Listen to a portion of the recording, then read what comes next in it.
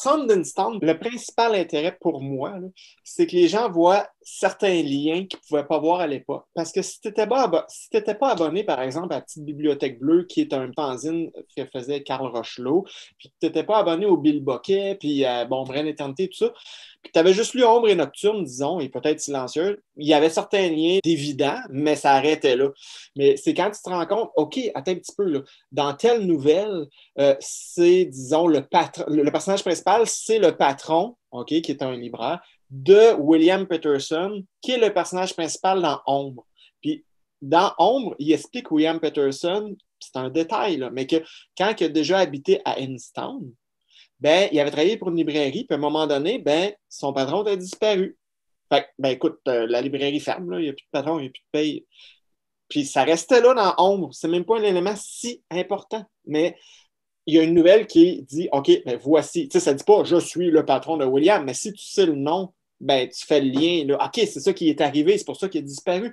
Puis ça, c'est juste un exemple, mais euh, c'est ça, il y a comme plein de personnages qui, de façon plus ou moins subtile, ont des liens entre chacune des nouvelles. Tu sais, je pense juste à, ça c'est évident, mais donc Sam Noodle, qui est le shérif de Silent Valley, donc le meilleur ami de William, personnage principal de Ombre. Puis lui revient, bon, dans Ombre, oui, mais on entend parler une phrase ou deux dans Nocturne. Puis ensuite de ça, dans plusieurs nouvelles, ben, il est un des personnages, soit principal ou un des personnages secondaires qui gravitent autour. Mais bref, je pense juste à ceux-là. Mais des fois aussi, il y a des événements, comme par exemple dans Nocturne, on entend parler que l'ouest d'Instown est comme craint, abandonné. Les gens ne veulent plus s'établir là-bas. T'sais. Ça reste là. Il me semble que en fait, je pense que dans Nocturne, je ne mentionne pas pourquoi. T'sais. Puis, c'est dans une des nouvelles, l'autre surface, que là, on sait pourquoi, qu'est-ce qui est arrivé à l'ouest d'Instown. Fait que c'est plein d'exemples comme ça. Ah oui, un autre, t'sais. C'est en parlant que j'ai mes propres réponses. Dans Nocturne, ben, il y a l'asile psychiatrique Queen, qui est un des lieux majeurs du roman. Puis, on entend parler de certains patients, mais ces patients-là, c'est des personnages de plusieurs nouvelles qui ont survécu, mais à quel prix?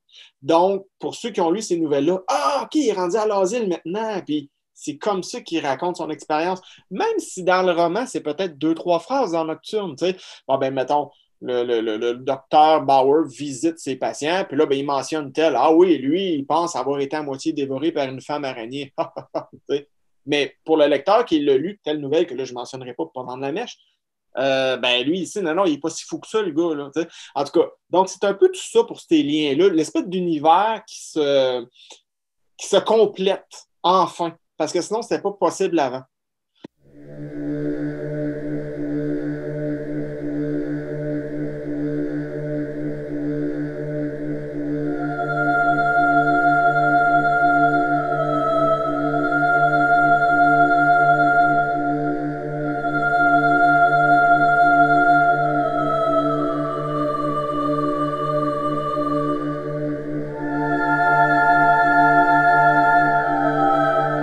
Quelqu'un qui a juste lu, disons, de moi, Abîme, qui est mon plus récent, ben, c'est sûr que là, il n'y a pas le même style, il n'y a pas la même façon de raconter, mais c'est de se dire, OK, comment que Jonathan a parti? Ben, c'est comme ça.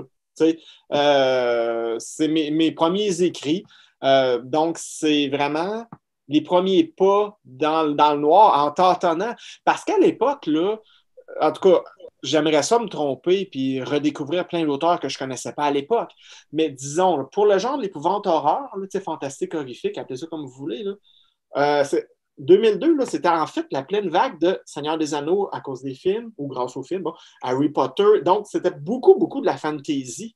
Donc, moi, j'étais comme un peu le cavalier solitaire de mon bord. Il y avait Claude Bolduc qui en faisait, Natacha Beaulieu, bon, Patrick Sénécal, Joël Champetier en avait fait 3 excellents romans en passant, mais j'en oublie peut-être, OK? Mais on n'était pas tant que ça. Aujourd'hui, là, c'est des vagues et des vagues d'auteurs qui en font, les collections, les contes interdits et compagnie, puis c'est super. Mais à l'époque, j'essayais de débroussailler tout ça, puis de montrer, non, non, non, ce genre-là existe, puis c'est bien vivant, tu sais, puis donc, c'est de voir un peu ça, l'espèce de d'énergie, pas du désespoir, mais d'espèce de passion, là, de dire OK, on avance, puis au pire, je taperai un mur. Tu sais, ben, j'ai jamais tapé le mur, tant mieux. Mais c'est ça, tu sais, je pense que c'est ça aussi, cette espèce de passion-là, brute.